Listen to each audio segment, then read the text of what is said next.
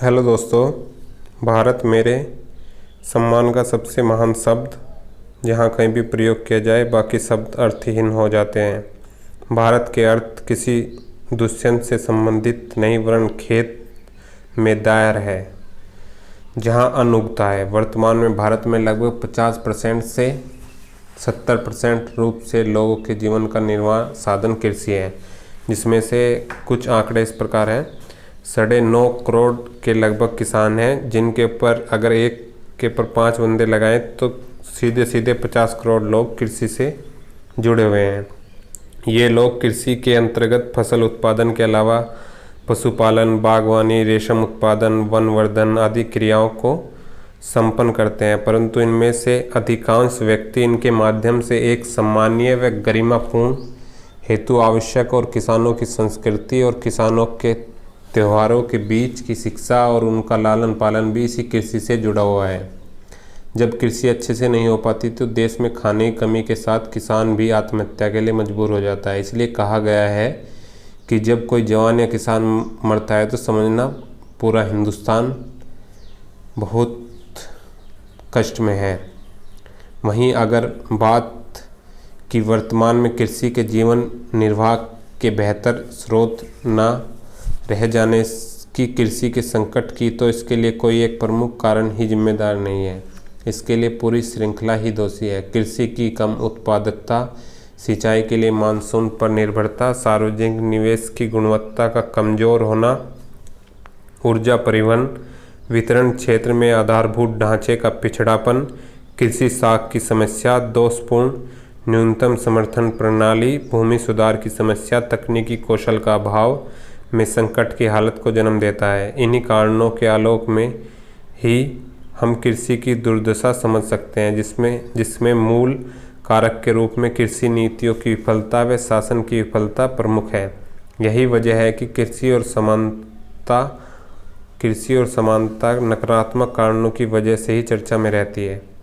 फिर चाहे कृषक आत्महत्या का मामला हो या कृषि नीतियों में प्रशासनिक का दखल। ऐसा नहीं है कि सरकारी स्तर पर इसको सुधारने का प्रयास नहीं किया गया है, लेकिन उसे सही ज़मीनी स्तर पर लागू नहीं किया गया है। इसी बारे में किसान 2 लाइन बोलते हैं, उड़ाते हैं मखौल, मेरा ये सरकारी कामकाज, बन के रह गया हूँ राजनीति का मोहरा आज मैं।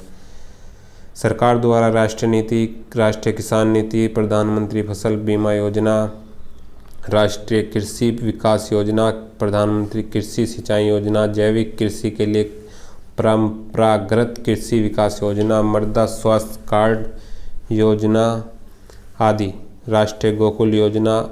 लेकिन इन नीतियों की विफलता कारण कृषक जागरूकता की कमी, शिक्षा का अभाव, सरकारी भ्रष्टाचार एवं इसमें प्रशासनिक विफलता भी देखने को मिलती है। जैसे एकीकृत रणनीति की कमी, भूमि पट्टेदारी कानूनों में गड़बड़ी, भंडारण में कमी, बाजार संबंधी अवसंरचना में कमी आदि। अतः निष्कर्ष रूप में यह कहा जा सकता है कि इनमें कोई दो राय नहीं है कि भारत में कृषि संकट का मूल कारण नीतियों की विफलता है, शासन का विफलता और उसे ग्राउंड जमीन स्तर पर इम्प्लीमेंट नहीं हो पाती। वहाँ तो पार्लियामेंट, संसद में कानून बन जाते हैं और बहुत तरह की चीज़ें बन जाती हैं, लेकिन वो ज़मीनी स्तर पर नहीं हो पाती। उसका ही एक मेन कारण है ये। लेकिन इससे कृषि की अंत की उद्घोषणा के रूप में ना देखकर किसी गिरती स्थिति के रूप में स्वीकार करना चाहिए तथा हमें प्रयासरत रहना चाहिए तथा सरकार, समाज, प्रशासन व व्यक्ति सभी के स्तर पर सुधार में हमें हमेशा सुधार करना चाहिए।